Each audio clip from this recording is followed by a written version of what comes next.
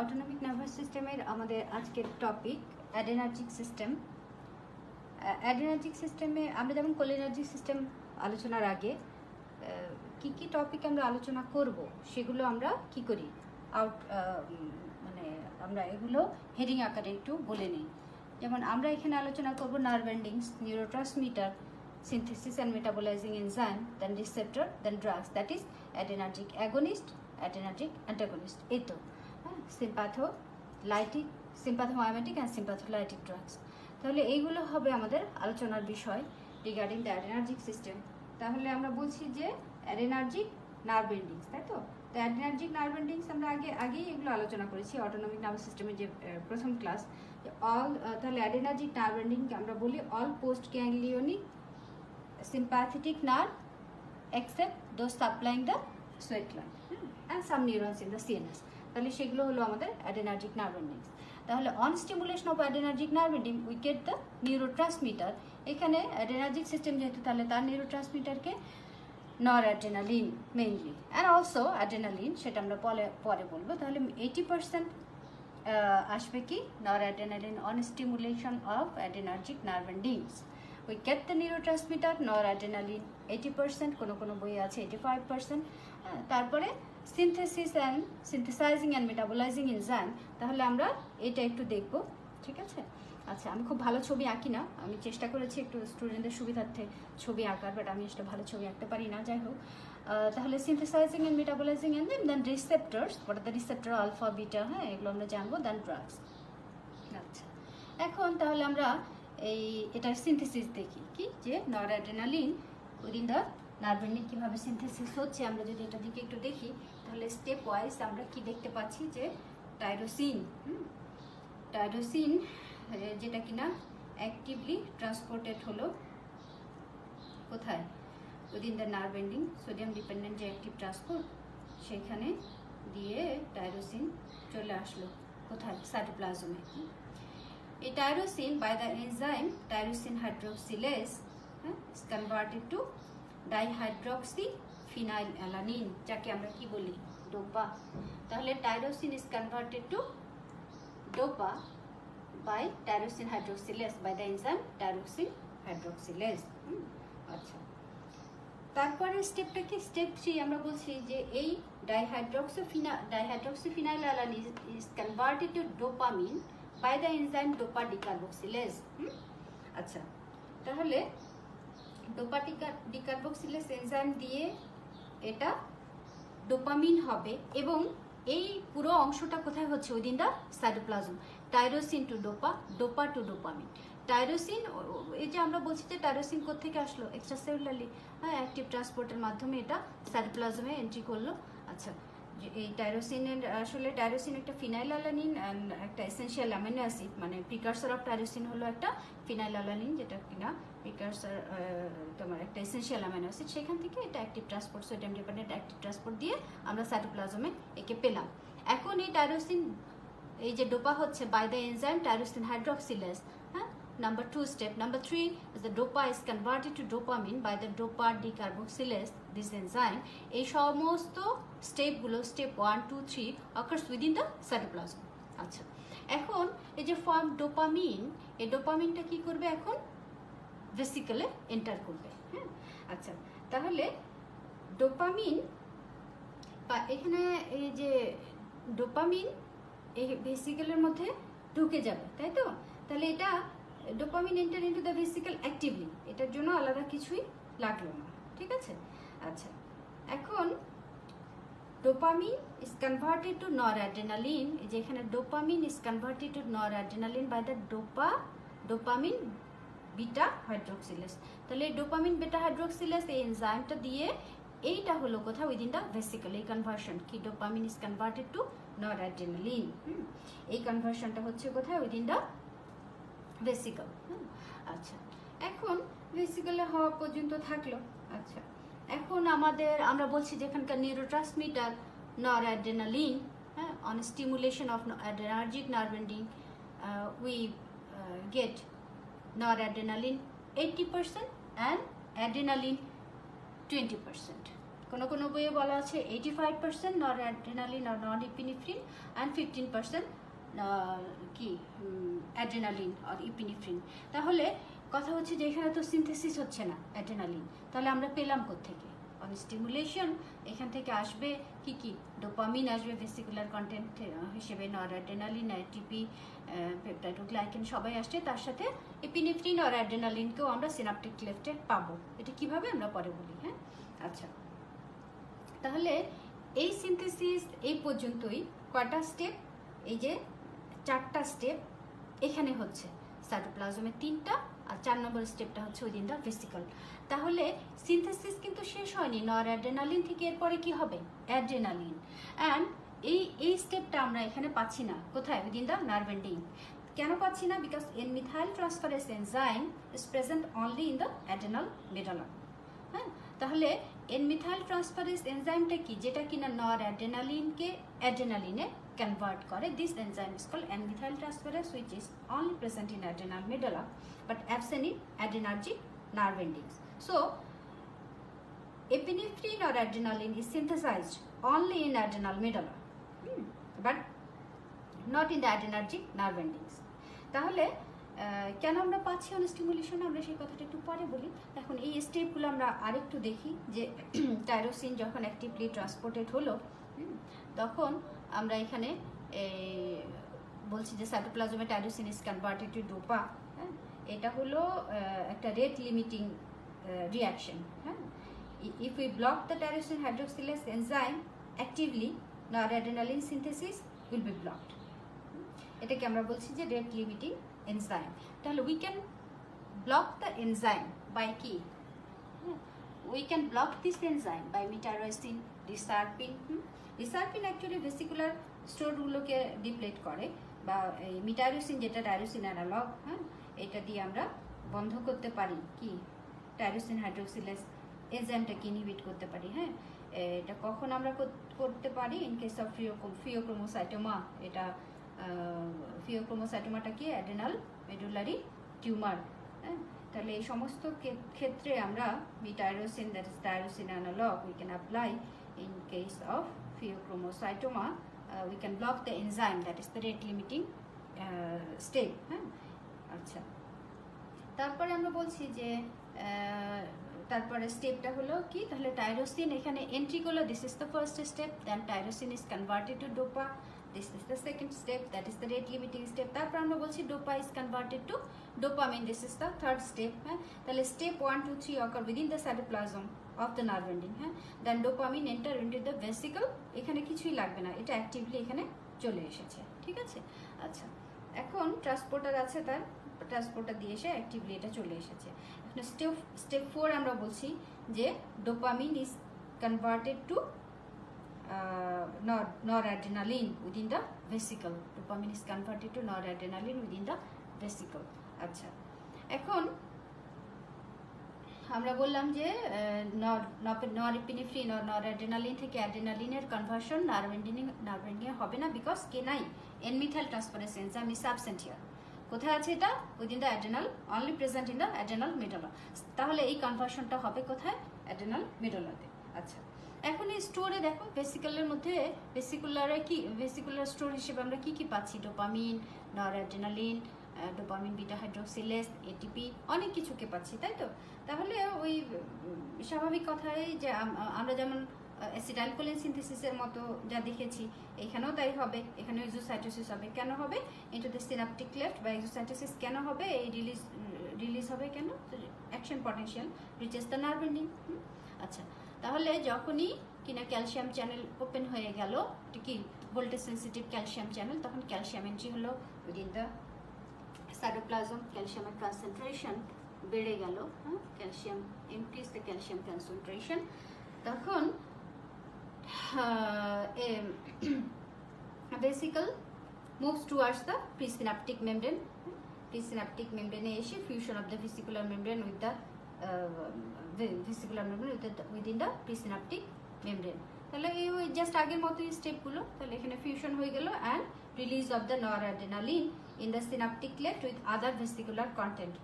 তাহলে এই vesicular content আর কি কি পাই আমরা এখানে ভেসিকুলার কন্টেন্টে আমরা দেখি যে অ্যাড্রেনার্জিক নার্ভ যখন স্টিমুলেশন হলো তখন হওয়ার ফলে এখানে ভেসিকুলার কন্টেন্টে নট অনলি নরঅ্যাড্রেনালিন আমরা কি পাবো আর ডোপামিন পাবো, ডোপামিন বিটা হাইড্রোক্সিলেজ এনজাইম পাবো, অ্যাড্রেনালিন পাবো, এটিপি, ম্যাগনেসিয়াম, গ্লাইকোপ্রোটিন, এগুলো অনেক কিছু পাবো। তাহলে এখন বলা হচ্ছে যে এই যে অ্যাড্রেনালিন, আমরা বলছি যে এখানে আমরা অ্যাড্রেনালিনও পাবো আর ইপিনেফ্রিন আর অ্যাড্রেনালিন। আচ্ছা, অন স্টিমুলেশন অফ কি অ্যাড্রেনার্জিক নার্ভ এন্ডিং কেন পাবো? বলা হচ্ছে যে অ্যাড্রেনালিন তো সিনথেসিস হয় কোথায়? Synthesis and release from adrenal medulla, only synthesis in adrenal medulla and circulate in the whole body via the blood.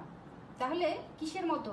এর এই যে circulate the whole body via the blood, তাহলে এটা অনেকটা কি নিউরো হরমোনের মতন তার অ্যাটিটিউডটা। আচ্ছা, comes to the synaptic cleft, that is the target tissue. তাহলে এই হোল বডি সার্কুলেট করে via the blood, it comes to the synaptic cleft and uptaken into the adrenergic nerve ending by the uptake 1. আচ্ছা, and যখন এই active process এটা চলে গেল uptake 1 এর মাধ্যমে, হ্যাঁ, তখন এটা ভেসিকুলে স্টোর হয়ে থাকে এবং যখনই নার্ভ এন্ডিং স্টিমুলেটেড হয় তখন আমরা এখানে পাই কাকে? নরঅ্যাড্রেনালিনকে। হ্যাঁ, আচ্ছা, এই জন্য on stimulation of the adrenergic nerve ending we get both adrenaline and noradrenaline, দো adrenaline or epinephrine is not synthesis within the nerve ending because enzyme in methyltransferase it is absent here. It's synthesizing enzyme in methyltransferase present only in the adrenal medulla.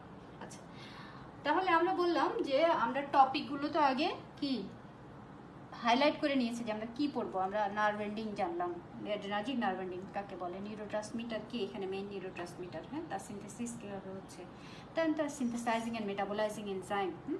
আচ্ছা, এখন আচ্ছা হ্যাঁ, মেটাবোলাইজিং enzyme. তো মেটাবোলাইজিং enzyme এইখানে আমরা তাহলে fate of neurotransmitter কি জানি? 3টা ফেট, তাই তো? তাহলে in case of adrenergic neurotransmitter এখানে ফেট কয়টা?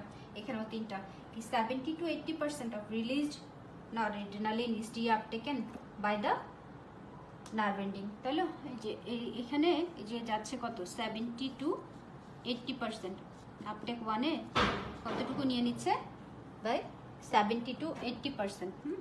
আচ্ছা, তাহলে আমরা বলছি যে 70 to 80% of the released neurotransmitter is deuptaken by active transport by noradrenaline transport। এই যে NET লেখার চেষ্টা করেছি আমি, নরএপিনেফ্রিন আর নরঅ্যাড্রেনালিন ট্রান্সপোর্টার এখানে আছে একটা, এটা দিয়ে অ্যাক্টিভলি চলে যাচ্ছে সাইটোপ্লাজমে and then to the vesicle. This is known as uptake 1. এই প্রসেসটাকে এই যে নার্ভ এন্ডিং নিয়ে নেওয়া তারপর ভেসিকুলে স্টোর রাখা, এটাকে আমরা বলছি কি আপটেক 1। আচ্ছা, তারপরে তাহলে তার প্রথম ফেট হলো reuptaken by the nerve ending by the uptake 1 procedure. কি আপটেক 1 কত পার্সেন্ট? 70 to 80%। আচ্ছা, তারপর আমরা বলছি যে ইট ক্যান বি মেটাবোলাইজড। তাহলে রিলিজ নরঅ্যাড্রেনালিন রিসেপ্টরের সাথে বাইন্ড হয়, তারপর এটা ইট ক্যান বি কি মেটাবোলাইজড। হ্যাঁ, তাহলে মেটাবোলাইজিং এনজাইম কি এখানে? Catechol O methyl transferase and mono amino oxidase, COMT and mono amino oxidase. Sorry, এই এনজাইমগুলো দিয়ে এসে মেটাবলিজম, তার মেটাবলিজম হয় কার? এই নিউরোট্রান্সমিটারের এখানকার। আচ্ছা, তারপরে আমরা বলছি যে it is distributed the whole body and is uptake in non nervous tissue. এইটাকে আমরা বলি যেমন মাসল, লিভার, অ্যাডিপোজ টিস্যু, এই নন নার্ভাস টিস্যুগুলোতে তার আপটেক 2 হয়। হ্যাঁ, ডিফিউশন টু নন নার্ভাস টিস্যু, যেমন কি অ্যাডিপোজ টিস্যু, লিভার, তারপরে তোমার মাসল, এইগুলোতে যাবে ডিফিউশনের মাধ্যমে, সেটাকে আমরা বলছি আপটেক 2। তাহলে আপটেক 1 হলো by the nerve ending and uptake 2 is the non-nervous tissue, that is uptake 1 in the nervous tissue and uptake 2 in the non-nervous tissue। আচ্ছা, তাহলে এখানে আমরা নিউরোট্রান্সমিটারের ফেট পেলাম কয়টা? 3টা।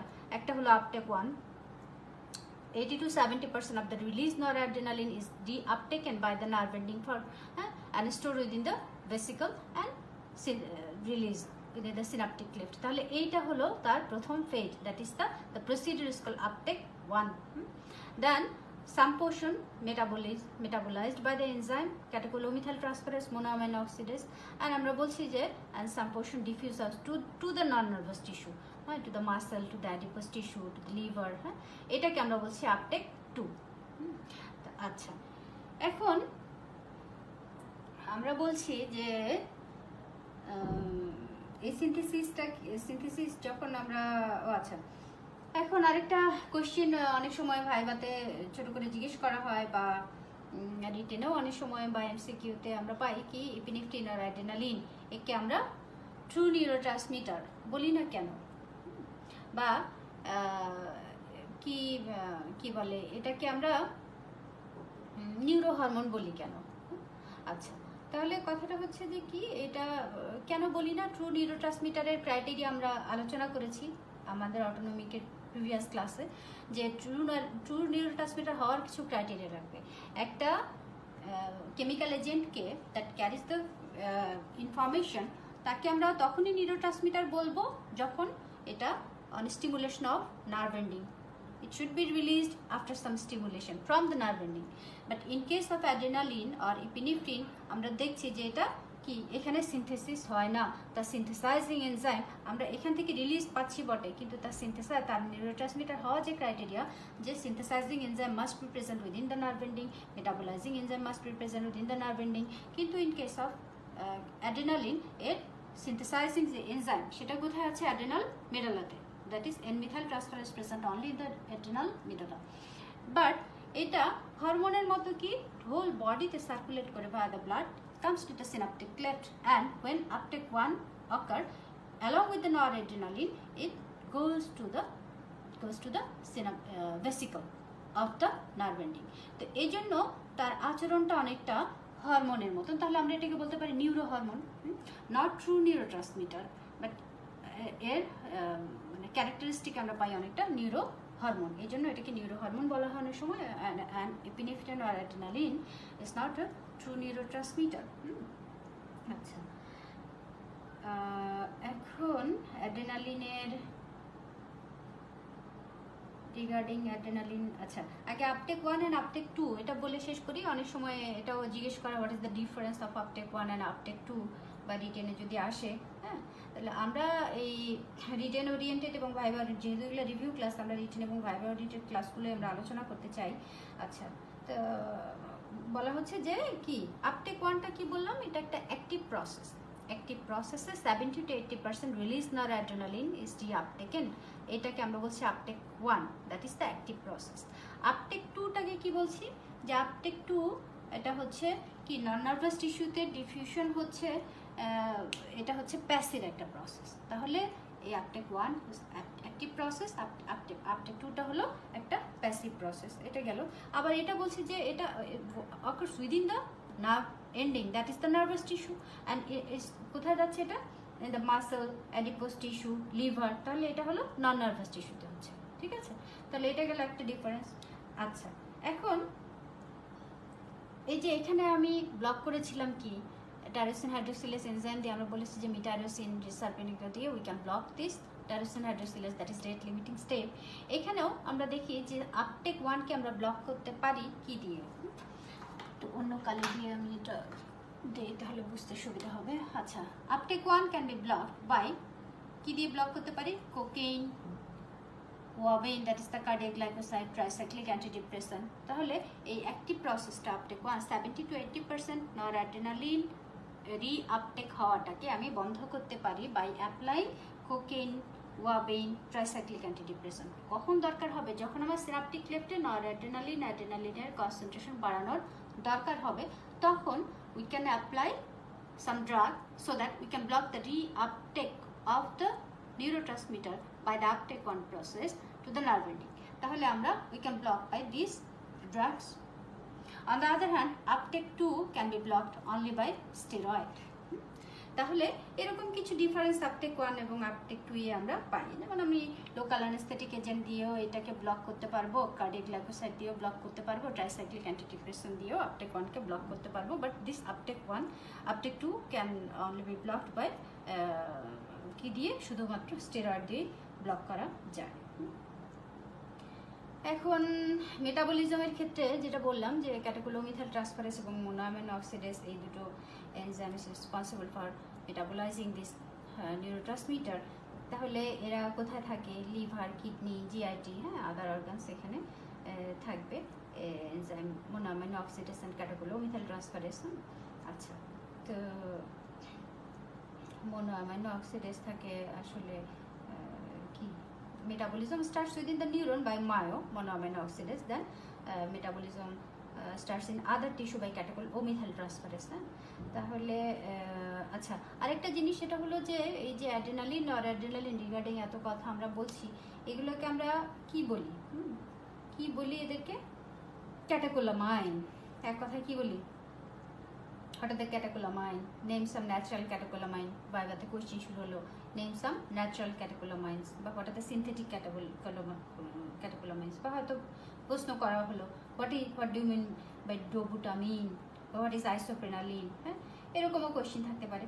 তাহলে আমরা বলছি যে এই, এবং ভাইবাতে একটা ফ্রিকুয়েন্ট কোশ্চেন যে কেন এদেরকে ক্যাটাকোলামাইন বলা হয়, তাই তো? আচ্ছা, ক্যাটাকোলামাইন বলতে তুমি কি বুঝো? তাহলে কি ক্যাটাকোলামাইন? খুবই সিম্পল, যে একটা ক্যাটাকল নিউক্লিয়াস আছে, তাই তো? আচ্ছা, তাহলে ক্যাটাকল বলাই হচ্ছে যে এই epinephrine not epinephrine chemically known as catecholamine. কেন? ক্যাটাকল নিউক্লিয়াস আর একটা হলো অ্যামাইন সাইড চেইন, তাই তো? তাহলে ক্যাটাকল নিউক্লিয়াস যেটা, সেখানে একটা বেনজিন রিং, হ্যাঁ, ক্যাটাকল নিউক্লিয়াসে আমরা দেখতে পাই একটা বেনজিন রিং এবং hydroxyl group in number 3 and 4 position. আর কি থাকবে? Amine group attached in a side chain in 1 position. তাহলে একটা অ্যামাইন সাইড চেইন থাকবে কোথায়? ইন দ্য 1 পজিশন, এই বেনজিন রিংয়ে। তাহলে এটা হলো তার স্ট্রাকচার, হ্যাঁ।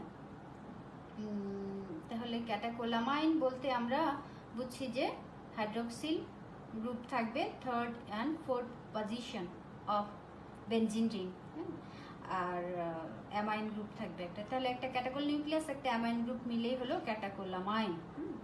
এই জন্য এদেরকে বলা হয় ক্যাটাকোলামাইন। এখন ক্যাটাকোলামাইন্স যেমন তোমার আমরা কি বলছি, টাইরোসিন থেকে ডোপা, দেন ডোপামিন, হ্যাঁ, দেন নরঅ্যাড্রেনালিন। তাহলে এই যে adrenaline, noradrenaline, dopamine, this are the natural catecholamine. এই যে noradrenaline, adrenaline, dopamine, this are the natural catecholamine, হ্যাঁ, মানে tyrosine to dopa, dopa to dopamine, এই যে কনভার্সনের মাধ্যমে এখানে আমরা যা কিছু পাচ্ছি, ডোপামিন, নরঅ্যাড্রেনালিন, অ্যাড্রেনালিন, এগুলোকে আমরা বলছি কি, এটা ন্যাচারাল ক্যাটাকোলামাইন, হ্যাঁ। এবং আইসোপ্রেনালিন, ডোবুটামিন, এরকম আরও অনেক আছে যেগুলো, সেগুলো হচ্ছে সিনথেটিক, হ্যাঁ। তাহলে এখন আমাদের বাকি থাকলো কি? রিসেপ্টর। ড্রাগ আমরা অন্য লেকচারে আলোচনা করব। রিসেপ্টর কি কি আছে একটু সংক্ষেপে যদি আমরা বলি। অ্যাড্রেনার্জিক রিসেপ্টর, তাহলে আমরা বলছি যে অ্যাড্রেনালিন আর adrenaline binds with the specific receptor. তো ওই স্পেসিফিক রিসেপ্টরগুলো কি? আলফা অ্যান্ড বিটা, তাই তো? এখন আমরা এই রিসেপ্টরের লোকেশন কেন জানতে হবে? আলফা 1 কোথায়, আলফা 2 কোথায়, কেন মনে রাখতে হবে? কারণ হচ্ছে যে যদি আমি লোকেশন না বুঝি তাহলে আমি ড্রাগের ফার্মাকোডাইনামিকটা বুঝতে পারবো না। এই জন্য বিটা 1, বিটা 2, বিটা 3 এরা কোথায় আছে এইগুলো যেমন জানা দরকার আমাদের, হ্যাঁ। তাহলে লোকেশন যদি আমরা একটু ছোট করে চার্টটা, আমি স্টুডেন্টদের সবসময় বলি চার্ট আকারে ক্যাটজাংয়ের যেগুলো আছে সেগুলো একটু চোখ বুলাতে। যেমন এটারও এই ছবিটা ক্যাটজাংয়ের থেকে যে একবার সিনথেসিসটা এই ছবিটা দেখে পড়বে, সে এখান থেকে আর কিছু আটকানোর কথা না, হ্যাঁ। আচ্ছা, এখানে কি দিয়ে ব্লক করা হয়, ফিওক্রোমোসাইটোমাটা কি, কেন রেট লিমিট স্টেপটাকে আমি টাইরোসিন অ্যানালগ দিয়ে কখন ব্লক করব ফিওক্রোমোসাইটোমা হলে পরে। এখানে যেমন ওই যে আমরা যে যখন সিনাপ্টোগ্রামিনের সাথে রিঅ্যাক্ট করে ক্যালসিয়াম, ইনক্রিজ ক্যালসিয়াম কনসেন্ট্রেশন যখন হয়ে গেল, তখন আমি এই যে ভেসিকুলার কন্টেন্ট থেকে রিলিজ হওয়া এক্সোসাইটোসিসকে we can block by guanethidine, bretylium, এটা দিয়ে আমরা ব্লক করতে পারি। তারপরে এখানে কোকেন, ওয়াবেন, ট্রাইসাইক্লিক অ্যান্টিডিপ্রেসেন্ট দিয়ে ব্লক করতে পারি। We can also block the uptake 2 by steroid. এই জিনিসগুলোর একটা ক্লিয়ার কনসেপ্ট থাকলে পরে আমি ড্রাগ বুঝতে পারবো। আদারওয়াইজ আমি যদি সিনথেসিসটাই না বুঝি এখানে, তাহলে আমি ড্রাগের মেকানিজম বুঝবো না। সিম্প্যাথোমাইমেটিক ড্রাগ যখন আমি পড়বো তখন আমি বুঝবো না এটা কিভাবে কাজ করছে। সিম্প্যাথোলাইটিক ড্রাগ যখন আমি পড়বো তখন আমি বুঝবো না এটা কিভাবে কাজ করছে। লাইক দিস, আমি যখন বলবো যে ইনক্রিজ পেরিফেরাল রেজিস্ট্যান্স বাই কি অ্যাডেনার্জিক ড্রাগ, তখন আমি বুঝবোই না যে আলফা 1-এর কি মেকানিজম। তাহলে আমাকে আগে জানতে হবে লোকেশনগুলো কোথায়। তাহলে রিসেপ্টরের যে চার্ট আমি বলবো স্টুডেন্টদেরকে মনে রাখার জন্য, চার্টটা দেখে পড়ে নিতে, কেমন? আচ্ছা, তো আমরা একটু সংক্ষেপে বলে নিই। Alpha 1 located in the smooth muscles of the blood vessels supplying the skin and viscera. হ্যাঁ, তাহলে ইফেক্টে কি হবে? Contraction of the smooth muscle, that is vasoconstriction, increased peripheral resistance, increased blood pressure on stimulation of alpha 1 present in the smooth muscles of the blood vessels supplying the skin and viscera. আইয়ে যেটা আছে চোখে radial মাসলে আর ডায়ালেটর পিপলি মাসলে, এটা যদি stimulated হয় তাহলে কি হবে? Alpha 1 over the radial muscle of the dilator pupil muscle, চোখে, সেখানে কি হবে? contraction of the dilator pupil muscle and dilatation of the pupil, that is mydriasis. Normally আমরা বলেছি যে acetylcholine constrictor pupili M3 that is sphincter pupili এর মাধ্যমে অ্যাসিটাইলকোলিনের মাধ্যমে M3 যে অ্যাসিটাইলকোলিন হলো নিউরোট্রান্সমিটার চোখে, এবং অ্যাড্রেনালিন ডায়ালেটর পিপলি দ্যাট ইজ আলফা 1। তাহলে এই দুটো স্যামালটেনিয়াসলি অ্যাক্ট করে, এই জন্যই একটা ব্যালেন্স অবস্থায় থাকে। আচ্ছা, যখনই ইফেক্টে ইমব্যালেন্স হয়ে যায়, তখনই যখন কিনা অ্যাসিটাইলকোলিন রিলিজ স্টপ হয়ে যায় তখনই হবে মাইড্রিয়াসিস, নর অ্যাড্রেনালিন রিলিজ যখন স্টপ হয়ে যাবে তখন হবে মিওসিস। বা যখনই কোনো একটা ইমব্যালেন্স হয় তখনই আমরা কি পিপিলের নর্মাল যেটা পাই না, either dilated that is mydriasis or constricted that is meiosis, এরকম অবস্থায় চলে যায় পিপিলটা। হ্যাঁ, আচ্ছা, এগুলো বিভিন্ন ড্রাগের এফেক্টেই আমরা পাবো, পরে আমরা আলোচনায় জানবো।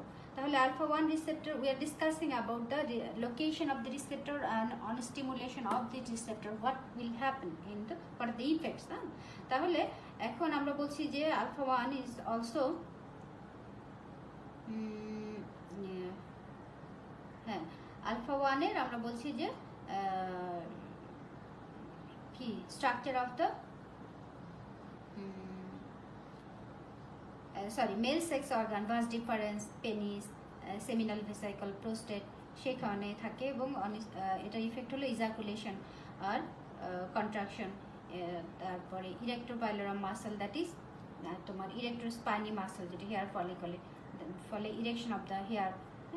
আচ্ছা, এবং sphincter of the whole body, সেখানেও আমরা পাই কি আলফা 1, ফলে কি কনস্ট্রিকশন অফ দ্য স্ফিংটার, যেমন on stimulation of this alpha 1 present in the sphincters of the whole body কি করবে? ইউরিনারি রিটেনশন, কনস্টিপেশন, এই ইফেক্টগুলো আমরা পাই। হ্যাঁ, এখন আলফা 2 রিসেপ্টর বলা হচ্ছে যে প্রিসিনাপটিক মেমব্রেনে থাকে। প্রিসিনাপটিক মেমব্রেনে যে আলফা 2, এটা অলওয়েজ কি মানে ইনহিবিটরি। হ্যাঁ, তো এই আলফা 2 রিসেপ্টর প্রিসিনাপটিকে থাকে, সেটা যদি স্টিমুলেট হয় তাহলে পরে inhibition of release of noradrenaline from the adrenergic nerve ending, হ্যাঁ, বাই নেগেটিভ ফিডব্যাক মেকানিজম, এটাই হচ্ছে প্রিসিনাপটিকের যে আলফা 2 তার function. Also we get alpha 2 in the platelets, that effect is platelet aggregation, and beta cell of the islets of Langerhans decreased release of insulin. And now come to the beta receptor, important location of the beta 1. তো beta 1 আমরা বলছি যে হার্টে থাকে, একটু খেয়াল করতে হবে এই জিনিসটা। beta 1 আমরা বলছি যে হার্টে থাকে।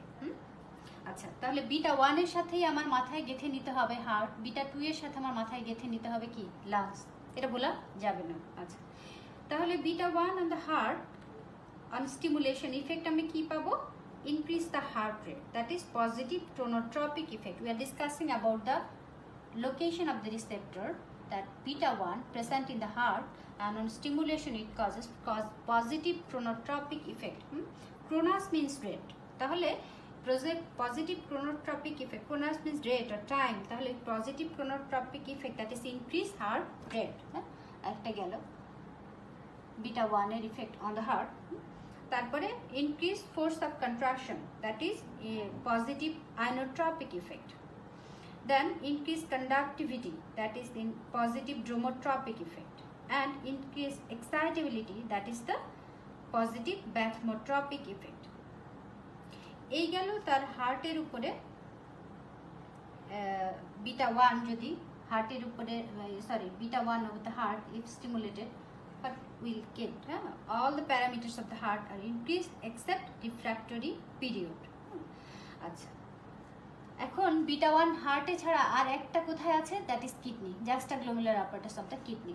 তাহলে আমি বলছি যে বিটা 1 মানেই আমি মনে রাখবো হার্ট, আর একটা কোথায় আছে, that is the juxtaglomerular apparatus of the kidney. On stimulation increase renin secretion, increase the blood pressure. ঠিক আছে।